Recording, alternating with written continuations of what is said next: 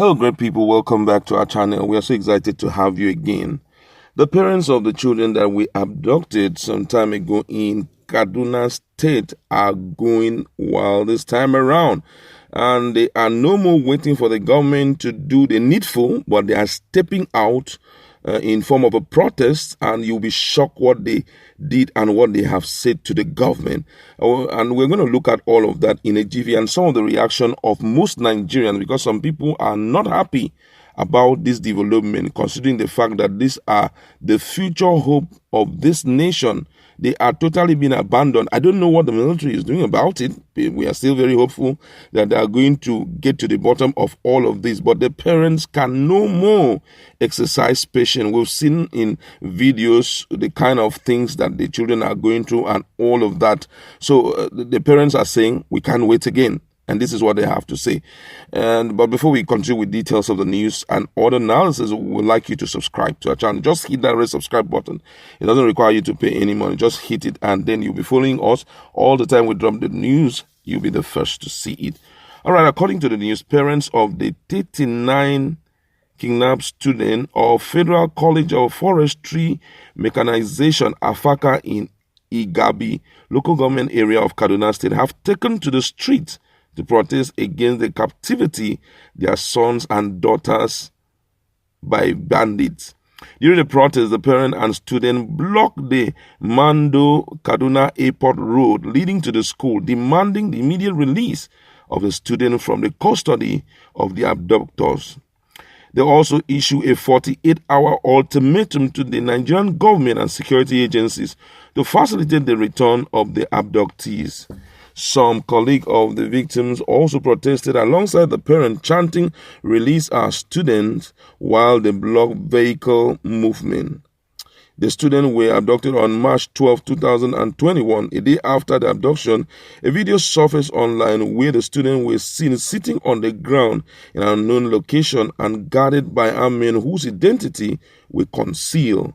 The victims who were seen being tortured by the armed men appealed to the federal government to rescue them. The spokesperson for the aggrieved parents, Kambi Sam, said the government has not done enough to rescue their children. According to her, she said, "We have put our trust in the government and the school authority to rescue the student in good time and safety, but that has not happened. We as parents have not received any positive message from the entire school management or the Minister for Environment, under whose ministry the school is, or the Kaduna State government, under whose territorial jurisdiction the school is located. This silence is unacceptable, as it only feeds our hopelessness with each passing day." That's what Sam had to say. And Nigerians have responded heavily, to all of this. And I just want to read one of Nigerians' freedom fighter, female freedom fighter, talking about the person of Aisha Yusuf. And according to her, she says something very stunning here, which we just want to look at in a jiffy, you understand? And she says here, "Fantastic. We need active citizens in Nigeria, and this is it. We all must know that we have to be our own voices.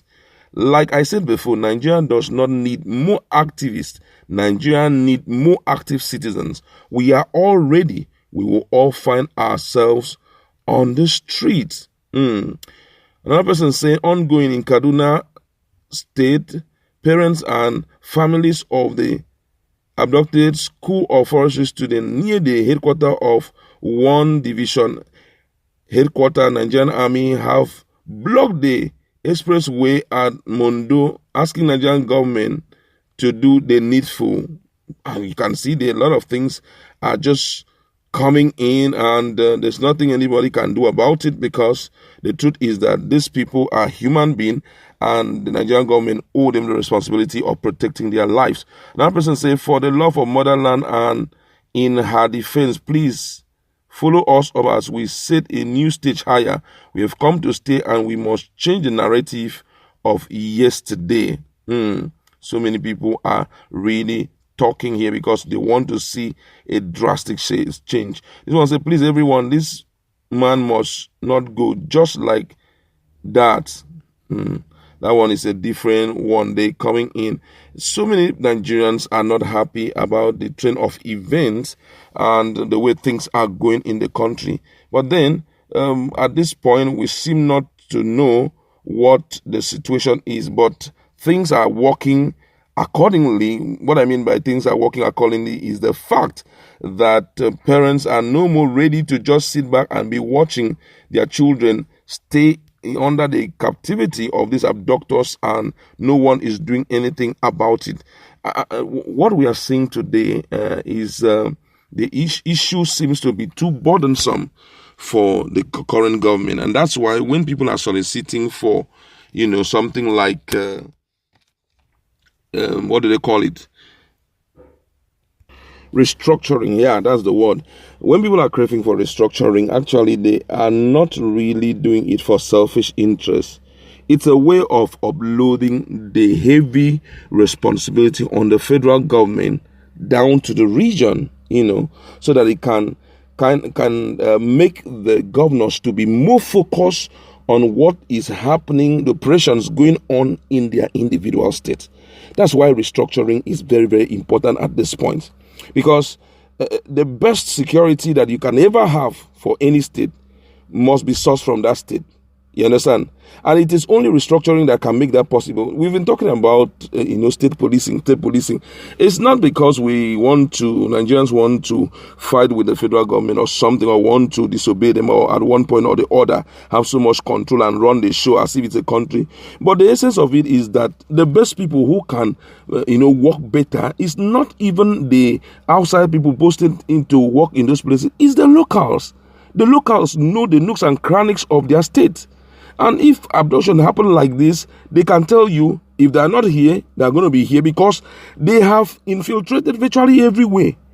And that time, and also whenever this issue of state security is, or state police is brought into bear, ideally you recruit the locals, especially the hunters who are familiar with the terrain, the farmers who are familiar with the terrain. So if in a particular place something happened, they just know that these are the worst hideouts for criminals, and with the help of the federal police, they can go in there with gun and arrest the people.